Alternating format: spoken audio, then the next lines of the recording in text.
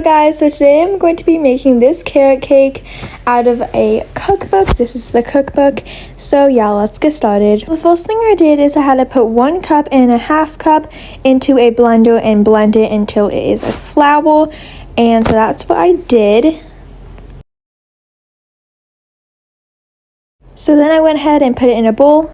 Went ahead and I added 2 teaspoons of ground cinnamon, 1 teaspoon of vanilla bean powder or extract, 1/2 teaspoon of ground nutmeg, a pinch of ground cloves, 2 teaspoons of baking powder, and 1 teaspoon of baking soda, and mixed it up. Then I added 10 soaked dates into a blender with 1 banana and some milk. I said to do plant milk, so I did almond milk and didn't actually have enough, so I also did whole milk.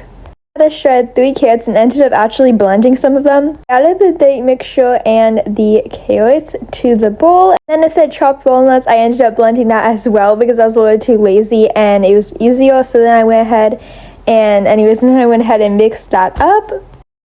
I went ahead and put that in a pan with some parchment paper and then put it in the oven. Also guys, sorry this is actually a short video. I didn't realize how short it would be. I'm going to be doing a second recipe in this video. And right now I'm just cleaning up my mess. So then I went ahead and made the frosting. So 6 to 8 dates and then 1/4 cup of cashews. Those were both soaked. 1 teaspoon of vanilla bean powder or extract. Juice of a lemon, and then I also forgot water, so I ended up doing that as well. And this is the what it ended up looking like. So this is what I want my smoothies to be like. This is how thick I want them to be like, but they always end up being much liquidier. Yes, I know that is not a word. Okay, and then after I took it out of the oven, it looked like this, and I ended up being too impatient and ate it when it was not even cooled down yet. Also, I should have put it in the oven for a little bit longer, but yeah, I ended up just eating that. It ended up cooling down and being a perfect cake. Guys, so yeah, this ended up being so yummy and healthy. Now let's go to the next recipe. Okay, so the next recipe is these superfood brownies. So in a blender, I added 2 bananas and 15 dates, and you can see I was trying to take my time so the video would be longer.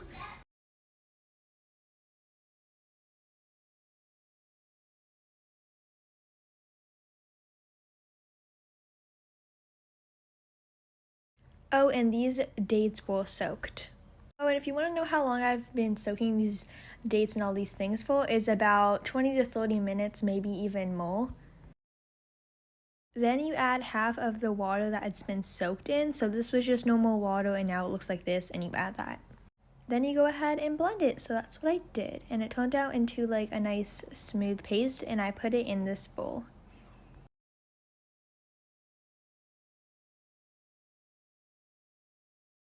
So by the way guys, this is what my smoothie usually looks like. Then I added 2 cups of oats into the blender, and then about 4 tablespoons of chia seeds. You could do flax seeds as well. I'm sorry, I don't know if I said that right, but you could do flax seeds or chia seeds.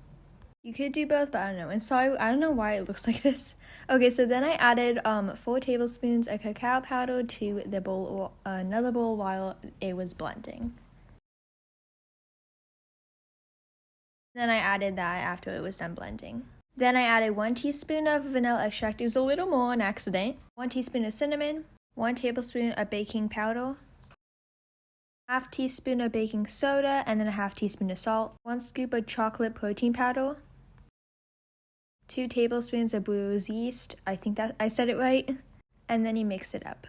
Also, by the way, while mixing this up, I'll just say that I was using a teaspoon measurement to do the 1/2 teaspoon. I just did half of that, if that confused anyone. Okay, now I'm adding the mixture I just did into the date mixture. And by the way guys, it actually said to do the opposite, but the date mixture had a bigger bowl, so I just did that one.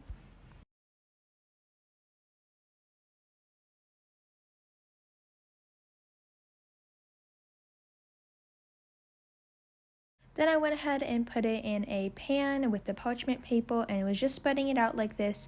And guys, I forgot that it doesn't call this in the recipe, but I put in chocolate chips in it. Now these are really healthy chocolate chips, like super healthy, and they taste like your normal semi-sweet chocolate chips, but they're so much healthier. So I do this. So I was doing these ones because I did it yesterday. But I made these yesterday. Sorry guys, I made these yesterday, and I used these chocolate chips and it turned out really good. So yeah, they literally taste like normal semi sweet chocolate chips. So I do recommend if you want a healthier version. And again, I forgot to put in the batter, so I ended up just plopping some on top, and that's what they look like, by the way. And by the way, guys, both of them of my things that I've made today have been going in the oven at 350. Then I went ahead and put it in the oven. And then, guys, don't you feel like it's like so nice when you see the counter like all cleaned and you have like yummy dishes like of food?